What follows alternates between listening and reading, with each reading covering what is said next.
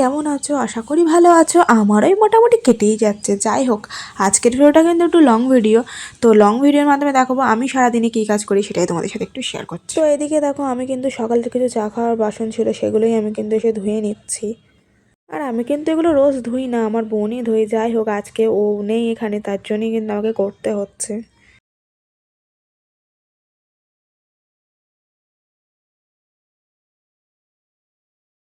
তো দেখো, আমার কিন্তু এখানে মাজা কমপ্লিট।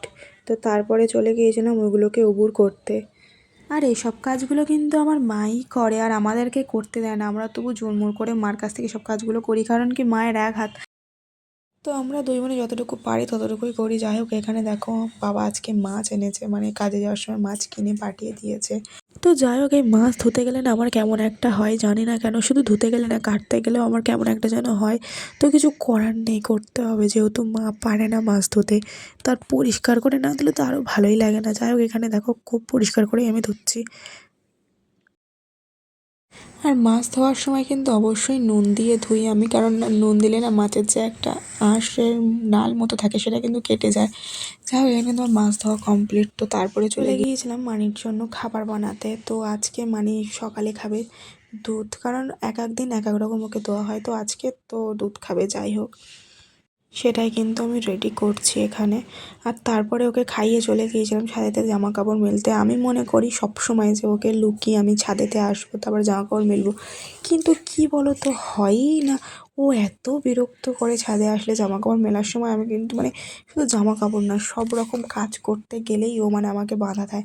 তো এদিকে দেখো, আমি কিন্তু জামা কাপড় মেলছি, ও একটা একটা করে ক্লিপ খুলছে, আবার ক্লিপ লাগাচ্ছে। যাই হোক, ওই করে করে কিন্তু দুই মাঝে কিন্তু জামা কাপড়টা মেলে নিলাম। তো তারপরে এখানে চলে এসেছি আনাজ কাটতে।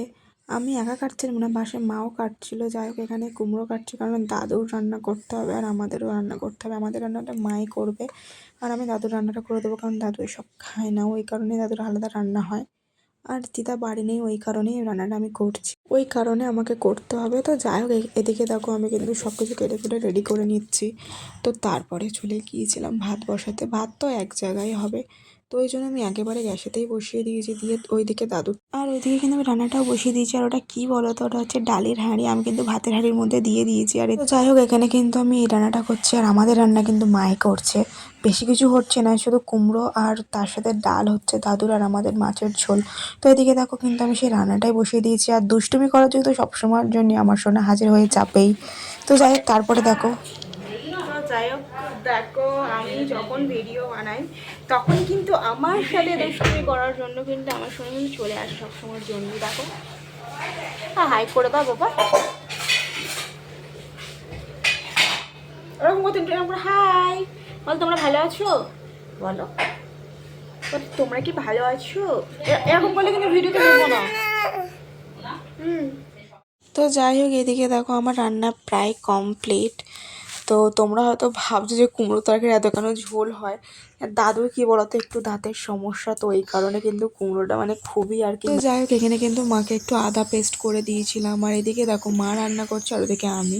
তো আজকে আমাদের বললাম যে মাটির ঝোল হচ্ছে, সেটাই মা করছে, আর ওদিকে আমি দাদুর রান্না করছি। এখানে ডাল বসিয়ে দিয়েছি, আর ডালটা একটু সিদ্ধ মতো হবে, আর একটা কাঁচা লঙ্কা দিয়ে দিয়েছি। তো যাই হোক, এদিকে কিন্তু আমার প্রায় রান্না কমপ্লিট। তো তারপরেই চলে গিয়েছিলাম একটু ঘর বাড়ি ঝাঁট দিতে, কারণ কি আমার সোনা যা ঘর বাড়ির অবস্থা করেছে। আর এমনি রান্নার পর ঘর তোর আমরা সবসময়ের জন্য আর কি ঝাঁট মারতে মুছিয়ে রাখি, যেহেতু রান্নাঘর পরিষ্কার টরিষ্কার না করে রাখলেই হয় না। তো এদিকে দেখো আমার কিন্তু ডালও রান্না হয়ে গেছে। তো তারপরে চলে গিয়েছিলাম ঘরটা মুছতে, সরি ঘর নয়, বারান্দা।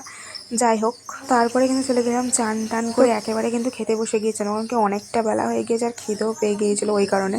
আর আমার বোন দেখো মাছের মাথা পেয়ে কিন্তু খুবই খুশি। আর আমার ভিডিওটা এই পর্যন্ত, আশা করি তোমাদের ভালো লাগবে। ভালো লেগে থাকলে প্লিজ একটা লাইক, কমেন্ট আর নতুন নতুন ভিডিও দেখার জন্য সাবস্ক্রাইব করতে ভুলো না কিন্তু।